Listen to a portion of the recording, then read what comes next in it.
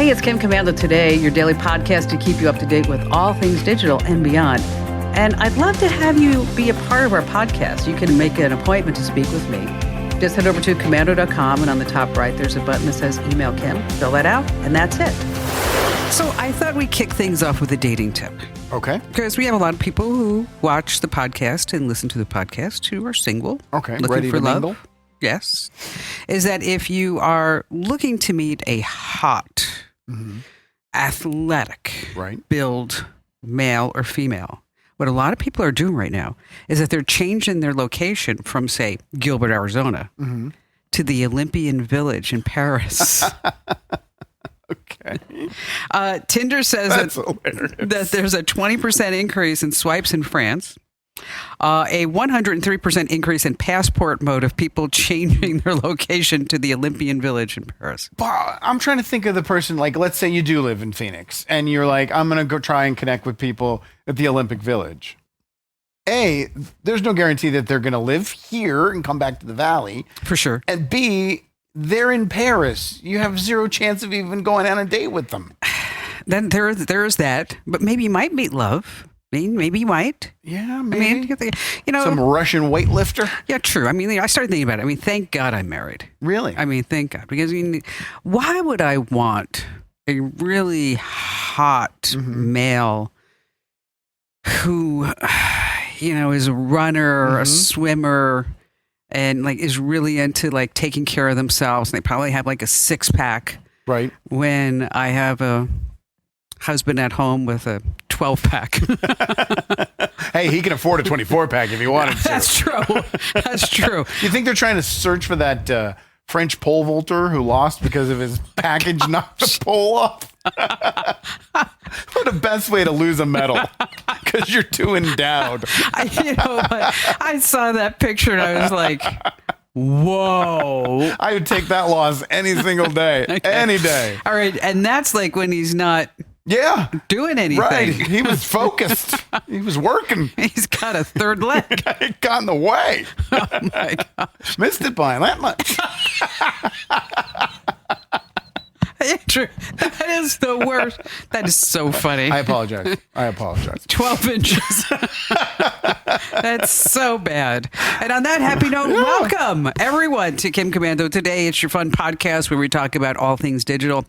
Just a quick reminder, this is not the Kim Komando show. Everybody always asks me, like, is Kim Komando today the show? No, it's not. The Kim Komando show, as you know, is on, 500 stations, good stuff like that. It's a 3-hour show, and that's where I actually answer your questions. So if you ever want to pose a question to me, you can always just call the show, or you can always drop it over at the website. That's komando.com. There's a big old link that says Ask Kim. And joining me, as always, is Andrew Babinski. Hello there, Andrew. Hey, Kim. I think you should take up pole vaulting. Let's say I'd have no problem winning. I would have nothing getting in the way at all. A new definition of pole. Exactly. That's hilarious. Coming up today, we had a guy, they analyzed chatbots and the conversations people have with AI and found out what people like to do with their AI. It's unusual. Well, a little bit of it. Most of it's boring, but then there's some spicy stuff. Ooh. And then we have a great guest. Okay. So imagine you're just sitting there and you're reading stuff on the internet, and there's an article that pops up and says, wonder what it's like to live on Mars. Would you like to go to Mars? Yeah, we talked about this on the show, like when they were looking for applicants. So this guy says, yeah, I'll apply. And he made it. Yes, and we're going to be talking to him. Cool. Dr. Nathan Jones. That's an easy name. Yes. Just a quick reminder that we want you to like, subscribe, follow. Yes. If you're watching us on YouTube, go ahead and hit the subscribe button, drop us a comment, and share the podcast with one person. That's all. Not going to get greedy. All that helps the algorithm, helps grow the show, because we want to keep doing this every Monday, Wednesday, and Friday for you. Because, big tech's algorithms. Yes. It's all about the algorithm. All about the algorithms. All right, so here are some things that are happening in the techverse. If you're on Facebook and you start seeing, like, I lost my grandma and we don't know where she is. She's got dementia, or my dog, my cat, my kid, whatever it may be. Right. Is that this is a new tactic for scammers. How are they possibly going to get my money by saying you lost your grandma? Well, what they do is they want you to keep sharing it out. Right. And then as soon as they get enough people to share it out, then grandma goes away and then they put up like some malicious website. Oh, wow. Okay. That's pretty smart. Good job, scammers. Yeah, so that's so. Facebook should not allow that. You should not be able to edit the post that dramatically. But they do. Facebook doesn't care. Did you see the story about on the same day at one point this year, Facebook was touting that they were fighting pharmaceuticals and they were protecting people from the dangers of pharmaceuticals. Yes. And at the same time, somebody got busted for posting ads through Facebook for cocaine. Nice. You know, Facebook was just letting them through. And Mark Zuckerberg saying they're like, "How do you like my new hair?" Right. And my gold chain. Just ads for cocaine. Oh my gosh. No big deal. A little bit of Oxycontin. Facebook. Cash App. Yeah. Use it? No. Okay. They're paying up to $2,500 per person in a settlement. And you qualify, they say, if your account was part of a data breach. Oh. Or if someone made fraudulent withdrawals or transfers between August of 2018 and August of 2024. You said up to $2,500? Yes. Okay. That's a real settlement then. Yeah, you got to submit your claim by November. If you're looking for the link, guess where you'll find it? Over at my Instagram page? No, I mean, my website, commando.com. I've heard of that one. And next coming up, we have a MILF alert. Okay. You have my attention. Not that MILF. Man, I love football. Oh, well, I like football, but not as much as I like MILFs. You should do what a friend of mine's doing. What? Okay. I said, so what's new in your life? He's like, I got a new way to meet women. Which got is? A new way. He said, I'm the watchdog. I said, what's a watchdog? I'm intrigued. Okay. Watchdog is the person who goes to the school, opens the gates, and stands there while during drop-off. Mm-hmm. Well, he's single. He's good looking. He said he's got all these women dropping off their kids. Come on through, honey. Smart. Rolls out the red carpet for the really hot ones. Yes, exactly. Oh, go ahead. Yes. It's okay. It's on me. Yes. Hey, you know what? Is that coffee any good? I want to make sure you never have any problems. Can I get your phone number Yes. in case we're late or there's any issues I can contact you? Anyway, the MILF alert is the NFL. Right. They're setting up facial authentication on all their stadiums now, rolling out with this Thursday night's game. And the point of that is if someone does something in the stands. Not the stands yet. Not the stands yet. Just players, owners, and media people. Oh, okay. And that's for entrance? Yes. So this way you can't sneak in and go, I'm an influencer. Right. Okay. I'm the quarterback. Oh, those tight ends. I did not know what overlanding is. Do you know what overlanding is? Mm-mm. Really? Because you're like in the demo. Okay. What is it? Overlanding is like where... MILFs overlanding? This show's all about me. Okay. Yes, exactly. Overlanding is when you have a Jeep or something like that. Okay. And then you mod it out so that you could go off-roading and you can go camping. Oh, no. I'm not in that demo. I camp like once a year. I'm not a camper. Well, overlanding, though, is big. Okay. And so they say that searches on eBay for overlanding accessories, some of them are up like, I don't know what some of this stuff is. And there's one on the list that I was like, Is this like the Cybertruck tent? You just put it on the back of your car and like, then... yeah, kind of like beadlock wheels. No, don't know what those are. No. Up 100%. Skid plates, up 100%. Off-road trailers, up 40%. And these are all for Jeeps? Or for whatever kind of car that you have. Okay. Yeah. Modular bumpers. Oh, I search for modular bumpers all the time. Nobody needs a regular bumper. Got to be modular. Those searches up 30%. Suspension lift kit. Okay. I mean, up 30%. All right. A locking differential. Okay. 20%. This is exciting. Okay. Are we going to get the headlights? Okay. No, this one is really interesting. All right. Okay. Number 7 on the list of top trending items on eBay for overlanders is, are you ready for it? A snorkel. A snorkel. How is that connected to this? Auto parts. Because what you do is in your Jeep or your truck, you put a snorkel. So this way you can go in a river and still be able to breathe. This is not real.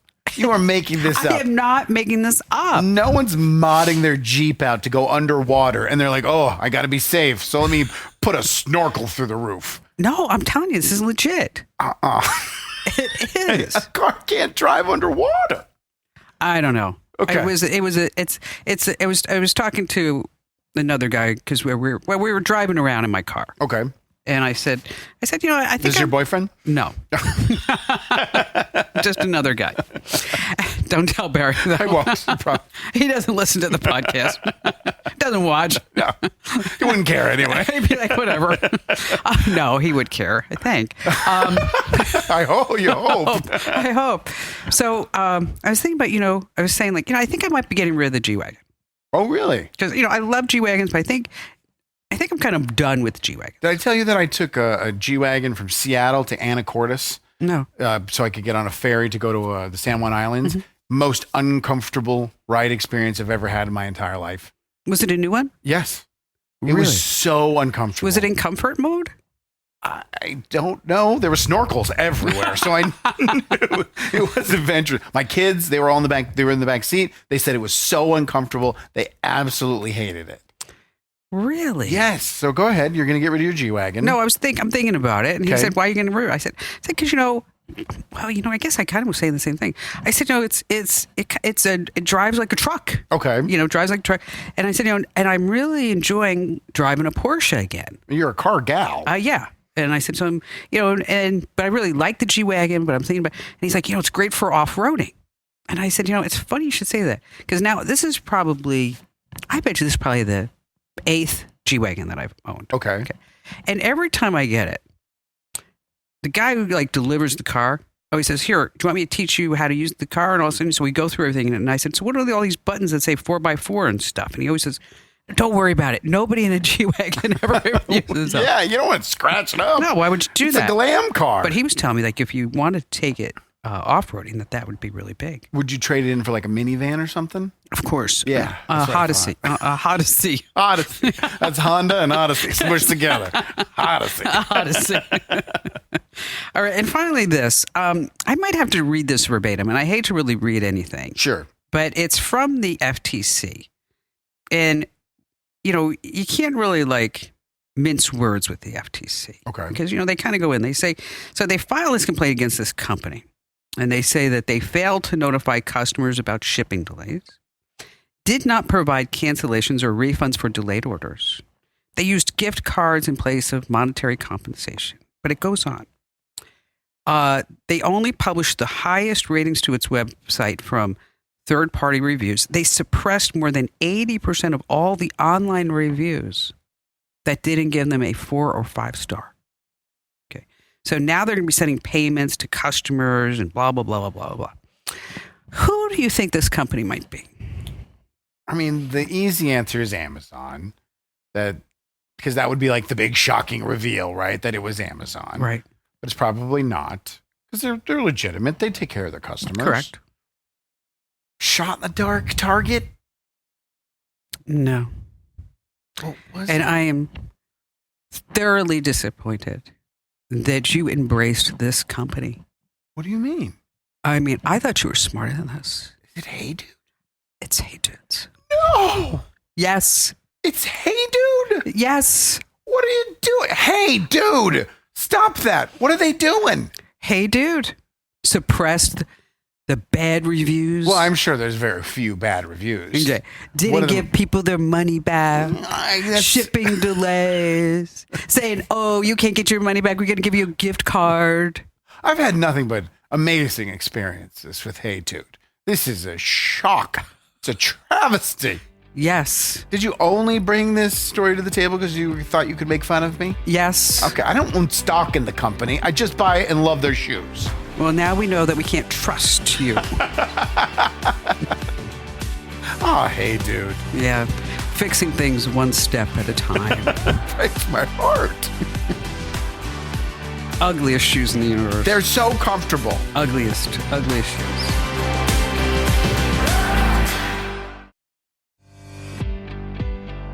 Hey, it's Kim Commando today. It's your fun podcast about all things digital. We are so glad that you're here joining us because otherwise it'd just be Andrew and me. Yeah.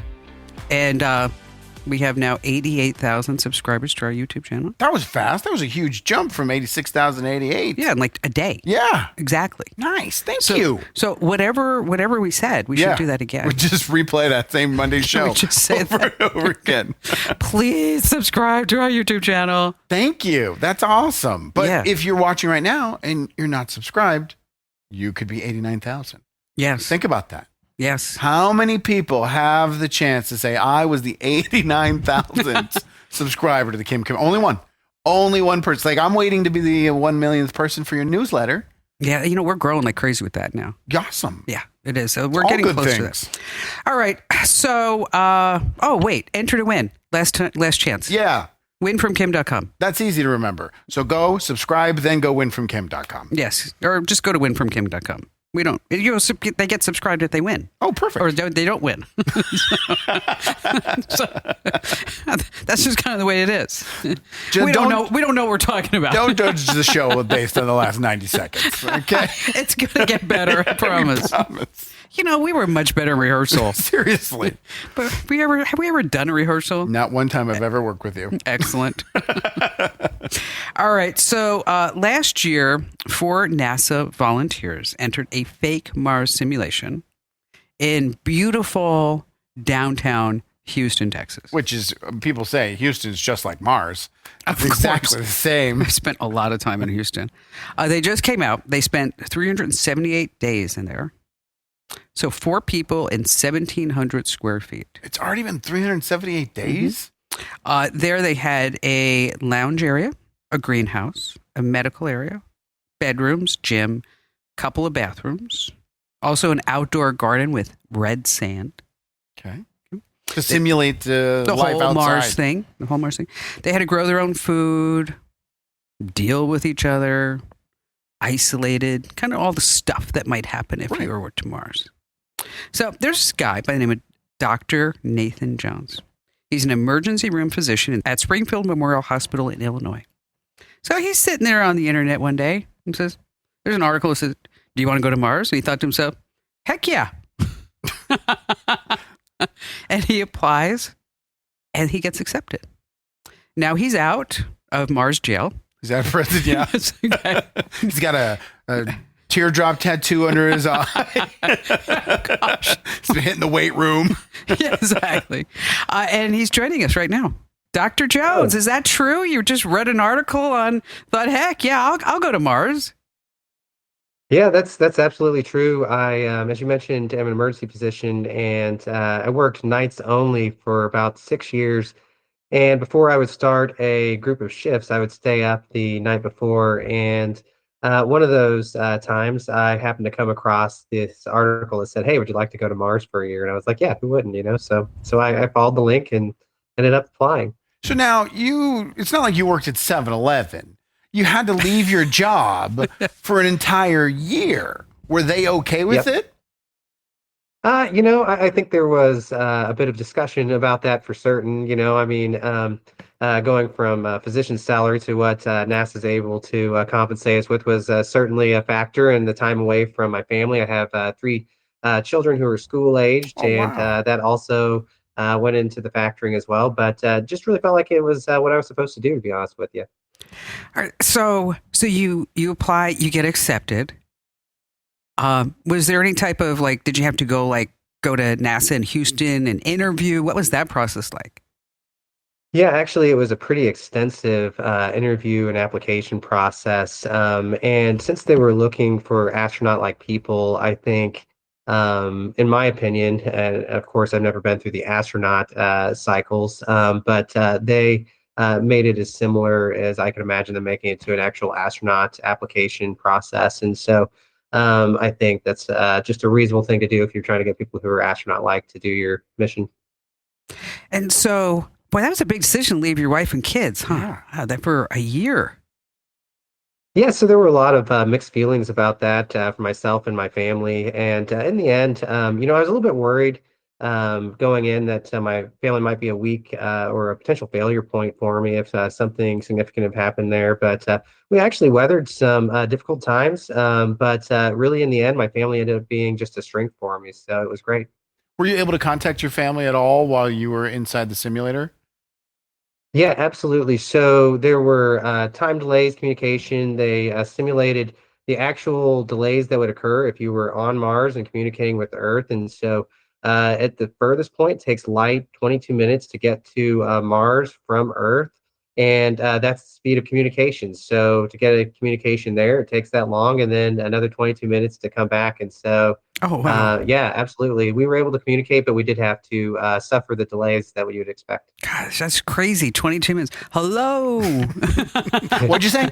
Right, and that's the same thing for mission control as well. You know, if you go back to say Houston, we have a problem. They don't know for 22 minutes. Wow. I didn't even That's think about that. yeah, I didn't know that. We I just- complain about a half-second delay when Yeah, you're that's in true. California. That's true. We do. We 22 complain minutes about is outrageous. Okay, so let's just dig right in. Okay, so it's you and the other people. What were they like? So, as you would expect, NASA selected a crew of people that they thought represented the various sort of personalities and sort of specialty skills that you would need on an actual mission to Mars. And so we were actually pretty varied in our backgrounds. I was, as you mentioned, the medical officer for the team. We had a couple of science researchers and an engineer as part of our crew. And we really worked well together, but, we'd been selected specifically for that reason. You know, they've spent years studying exactly who they should be sending on a mission like that. And this was, in my opinion, an opportunity for them to showcase whether or not they'd gotten it right. Okay, so no crazies. Well, I think we were all just a little bit crazy to sign up for something like this, but I guess maybe the right kind of crazy. We've all seen Hopefully. reality TV shows. You had to hate one of the people that were there. Which one? You can tell us. It's You know, fine. I actually we got along really well in the end, and I think it just credit to NASA and all their expertise in these sort of things. So yeah, it worked out really well. Okay, so did they load up the simulation with like enough food and toilet paper? And did you run out of anything? And what did you have to try to grow in the garden? Yeah, so you hit it right on the nose. A big part of what we were studying in this mission were those exact things. They've collected data over years and years, and my best guess is they wanted to test out exactly how close they were. And so we had limitations that they don't currently have on the International Space Station of, they have frequent food resupplies and oxygen resupplies, and the exercise would be different from what would be needed on an actual ground-based mission to the moon or Mars. And so they were able to test out these things and see just how feasible their current processes are. And so, yeah, we had limitations on the food, the communications, the exercise, just anything you can imagine would be realistic for a Mars mission. They tried to impose on this mission just to get the best picture they could of what it will be like to be there for real. And what was a typical day like? And did you get bored? Yeah, there were certainly a lot of moments where a person could get bored if they chose to, but I think it's important to kind of have a mind frame and sort of redirect yourself whenever you get to those moments. There's always something you could do. You could go learn something. You could go pick up some sort of art. I personally chose to learn Spanish and Russian and improved my skills at playing guitar. And I took up drawing at one point in the mission. So there were always plenty of things you could do. Obviously, one other thing that I actually really appreciate is my life is so busy, and I think probably that's true for most of us. And there were just some moments where everything kind of really slowed down, and I really actually came to appreciate those moments because otherwise life is just over in a blink of an eye, and you can really take those moments and say, hey, you know what? This is kind of cool. I don't have anything to do right now. And so time can kind of slow down for just a minute, and I can really enjoy this. When you guys were there, what was the biggest challenge, the biggest obstacle that you guys had to face and overcome? So I think isolation was probably the biggest obstacle, as you can imagine. You're just so far away, and it takes a little bit of playing in your mind. If you really wanted to, you could sit there and be like, yeah, I'm really just in Houston, as you mentioned. But they did what they could to help us actually feel like we were on Mars, from virtual reality, EVAs, and that sort of thing. But the biggest difficulty was definitely the isolation. I think there were a couple of moments in the mission that were particularly difficult for crew.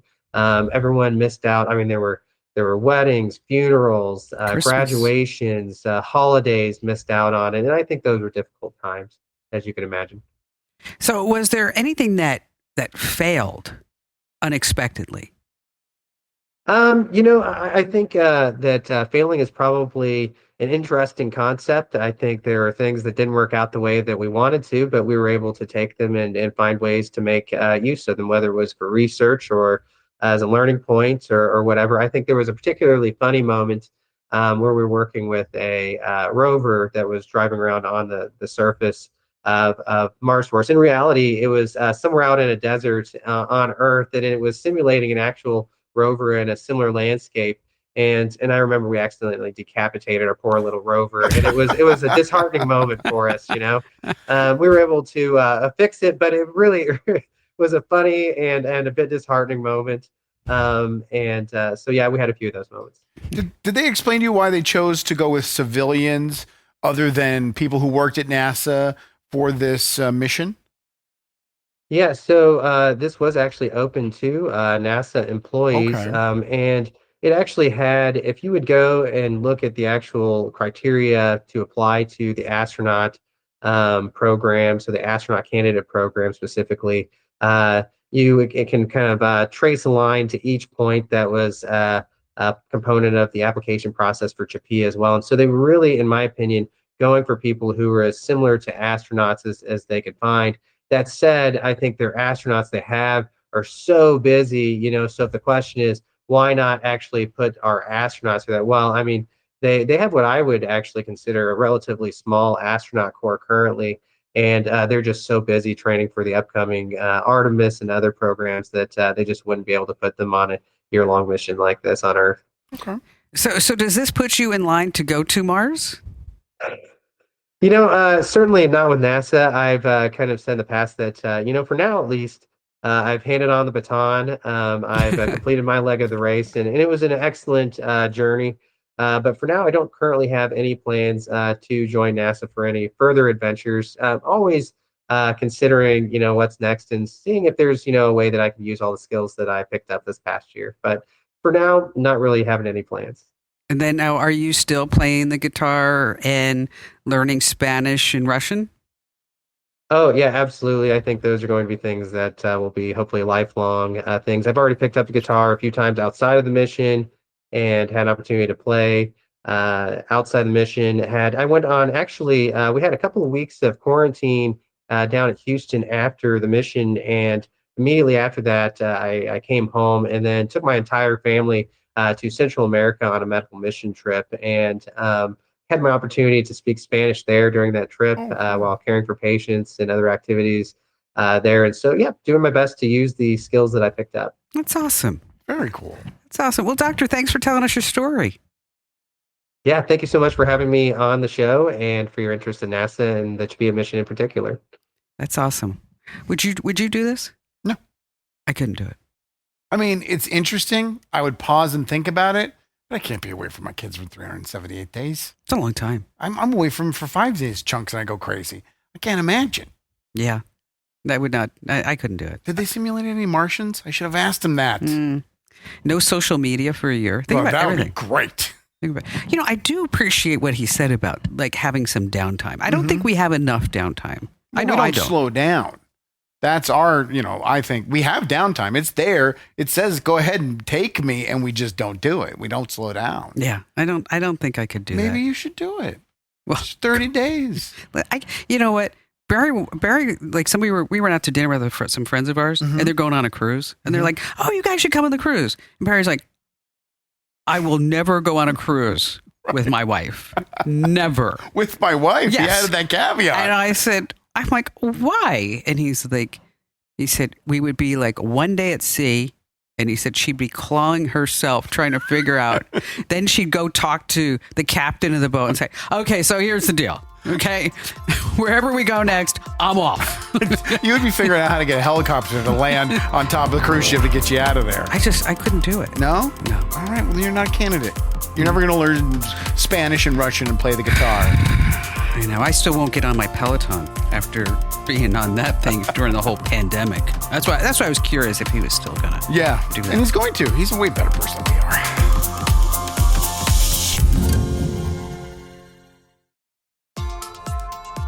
All right, it's Kim Commando today, and you know the drill. There's a couple of things that we need to do, like, comment, follow, because this is big tech's algorithm. Yeah. Okay.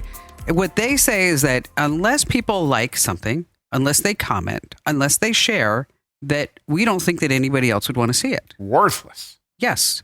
So that's why, for example, if you get the newsletter, which I think everybody should, that at the top I'll say hit reply, say hi Kim, whatever it may be, because that's telling like Gmail and Hotmail and all the other ones that you actually like the newsletter. Otherwise, they're going to put me, Kim Commando, who's worked her whole life for you people, in the junk folder. Kim's Spamando? Yes. That would be horrible.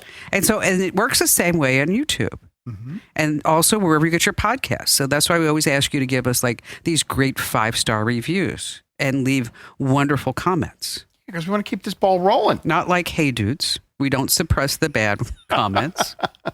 We actually love bad comments. Didn't start, hey, dude. Okay. Just a customer. I know, but you came running in here. Oh, these are the best shoes in the whole world. These are the greatest things. I am so sorry for finding joy in life. Okay. And then I'm like, oh, well, maybe I should try these shoes. I mean, why would I wear Prada shoes when I can wear Hey Dudes? And you hated them. They are the cheapest shoes I think I've ever owned in my entire life. Even when I was poor, I bought better shoes than that. They're comfortable. Okay. And they're slide-ons. ugly. They have some unique style choices. Okay. So I bought them. And I bought Allie a pair. She returned them the next day. I paid for hers. And I'm like, you like those? She's like, no, I hate them. I said, okay, we're going to send yours back too. I'm sorry. I'll never bring anything to the table, fashion-wise. I apologize. All right. So AI. Yeah. The Wall Street Journal. Yes. They did an article on and analyzed 200,000 conversations that happened within various chatbots. Okay. And they found out with the stats what people are using with. Number one, I think we would probably guess this. Have you seen the list? No. What would you just guess the number one thing would be? I don't know, like writing something. Yes, creative writing, number one. So people writing blogs, writing social media posts, stuff like that. That was the number one thing. 21% of all prompts that were asked to the chatbots were about that. Then people asking for help with their homework. People using it as a search engine was the third most popular, 17%. Okay. And then you dwindle it all down to all these little subcategories, and then we get down to 7% is for sex. AI? No, most Spicy talk? Spicy talk, yes. Role playing was how most, I don't know why that's funny. Oh, AI, I want you to be an Olympian for me. Pretend you're jumping over a pole. It's a really high pole. People were doing fan fiction in a sexual manner and role playing, and basically they ask, are they getting off on that, in a lack of a better term? And it really wasn't conclusive enough to where it led to anything like that. Of course it did. Also, they have to jailbreak this. They have to use workarounds because most of these publicly offered chatbots have restrictions on them. Okay. And you have to learn the prompt. So people are not only doing this for sexual pleasure, they're actually doing homework on to figure out how to do this for sexual pleasure. Because you either have to anytime anything that happens in life. Oh, yeah. It's like, okay, we're going to throw sex at it. Okay. Well, it was like the third thing. They made the printing press. And like the third thing they printed was a smut book. Videos. Oh, yeah, absolutely. Okay. Chat calling, video calling. That was all based on sexual. I thought it was a psychic hotline. No, in sexual nature. So 7% of people that are getting on daily are using it for, and then that stuff just doesn't do anything for me. I have no interest in sitting there reading because I know, am I smarter than them? Because I know it's just a computer spitting out ones and zeros. There's nothing stimulating about it at all. Oh, well, maybe. How do you know she's sitting there faking it? Because it's a computer. It's not a she. It's an it. So I went on because I knew all I saw was the headline that we were talking about. So I said, can you give me some pickup lines? You went to which one? ChatGPT. Okay. Now you pay for it, so you have none of the restrictions, right? I don't know. I don't. I mean, I didn't go into like the. Oh, you didn't get real dirty. Yeah, no, I just said give me some pickup lines. Okay, here's one. Hey, baby, do you like bacon? Wow. You want to? Yes. You want to strip? That's funny. Okay, here's another one. Baby, you're as hot as the bottom of my laptop. That's good for the Kim Commando show. Could you imagine saying to that somebody? No, I've never used a pickup line. I don't even know do they work?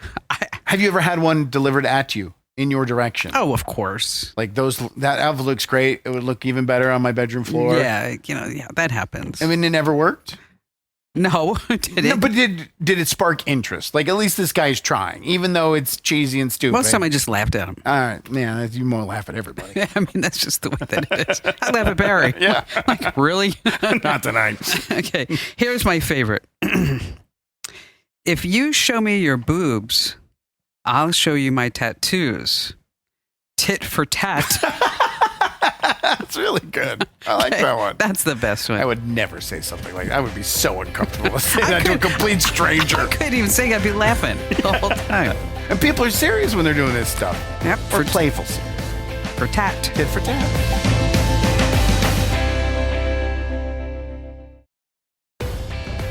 All right, it's Kim Commando today. If you are listening to the audio version of this podcast, thank you so much. We appreciate that. Just a quick reminder is that you can also watch the video version, and that's over at youtube.com/Kim Commando, which, by the way, you don't have to watch it when we're doing live. We are always available on demand, okay? And so you can just go to youtube.com/Kim Commando and just maybe make your own playlist. A majority of people are watching it on demand because I'll see the views right after we end the live stream. Nobody's really viewing. Yeah, it's like a couple hundred, and then it jumps 2 days later. Yeah, jumps. So most people already know that, and that's how they're taking in the show. So, were you saying like I shouldn't be telling people that because they already know it? Yeah, that's what I'm saying. Wasted breath. Tit for tat. Last story. Yes. It's actually kind of a scary one. A family had set up a camera in their son's bedroom because he was getting up at night and they wanted to know when he moved. So it had a motion detector on it and they wanted to know when they would need to pay attention to him. Late one night, mom gets an alert from the camera because the son is moving around and she turns it on to see, is he just rustling around in his bed? Is he walking around in his bedroom or does he need our help? And what she saw was her son with a terrified look on his face because a man's voice that he didn't recognize was whispering at him through the camera. It was a Ring camera. Yes. Oh. And so she immediately woke up her husband and had him go in to take care. And when they went in, they could hear the man. He could hear the man's voice. And then it immediately cut off. And there was no more interaction. And then when she went back to the app to show her husband the video, it was gone. Deleted. So obviously somebody has access to the app. Major access. Yes. But not only do they have access to the app, they have access to the opposite side to be able to talk through the camera, right? No, you can do that through the app. Okay. Yeah, for sure. I mean, I don't have a Ring camera. Mm-hmm. You have a security system, so you don't need it. You have something more advanced than a Ring camera. Yeah, for sure. But you recommend it, correct? Yes. Yeah. But let me think about this. I do have a couple of Nest cams, various places that you don't want to have to call like the security company to have put them all in. And then I also have on some places I have a Simply Safe. Yeah, that's what There's I own. Radio sponsor of ours. But I know like with the Simply Safe camera, and I'm sure it works the same thing with Ring, is that you can go in and you can push to talk and you can have access to, you can delete the recordings and things like that. So is this easy enough that they just got the password and got in through the camera? Yeah, probably. I mean, maybe it's somebody who, I don't know. You don't know who it is. Right. That was their concern. They were concerned it was someone local who had tapped into the Wi-Fi and accessed the camera through that way. If they have their Wi-Fi open, right, they could do that. If they had, the app installed on another device and somebody had access to that device, I mean, it's hard to say. Here's another sidebar, though, because the article, when you read it, it talks about they called the police. The police were like, well, really nothing we can. Why can't police do anything about all of these things that are happening to people online? They're too busy. Every single time we have a story about this, the police's response is nothing we can do. It's the internet. Because they're, I think they're overwhelmed. Okay. I mean, I think that there are just too many people who are getting scammed. too many people that they can handle. Well, we don't need Space Force then. Let's put some, I'm serious. Let's put some resources in the fact that we need police, whether it's on a local level or a national level, that are handling this, because it's every single day this stuff is happening. It's the same thing with, I get so many, every day I'm getting stalked. Every day my Facebook page is hacked. Every day I'm losing money. I have one in my inbox. His wife has already given $100,000 in a pig butchering scam. Oh, gosh. And wants $4,000 more because they say that she needs to pay the taxes before they can give her all of her money. Release the money. I mean, it goes on and on. But we do nothing about it. The reason why it goes on and on and on is, I understand it's international, all that, but we're making no effort at all. The tech companies are making no efforts to police this. The police is making no efforts to police this. That's why we're here. Yes. This is why we're here, to help people. It's about information. Then you got to be informed. You got to know these things are going on. Otherwise, you're going to get screwed. Yes. And that's why you need the newsletter. Yes. That's why you need the show. Mm-hmm. That's why you need the podcast. I mean, I don't think there's anybody in this country that does a better job at informing the public about all things digital than we do. I really don't. I mean, we are like grassroots on the ground, talking to people all the time, helping them out. I mean, you can talk about the Wall Street Journal doing all these great reports. We don't do those great reports. Right. Okay. But we'll tell you how to lock your camera. All right. That was the number one tip, though, in the article, was change your password for your security cameras as often as possible. And make sure that you get the firmware updates. Mm-hmm. And that your internet isn't open, that your Wi-Fi isn't open. Like, duh. Have a password, people. Tell somebody about the show. It always comes back. It's always promotion. It is. 100%. You like getting paid, don't you? I do. Yes. Tell someone about the show, please. Excellent. This program is a copyrighted production of Westar Multimedia Entertainment and protected by the copyright laws. Any rebroadcast or use of this program for commercial, business, economic, or financial purposes without the written permission of Westar Multimedia Entertainment is strictly prohibited.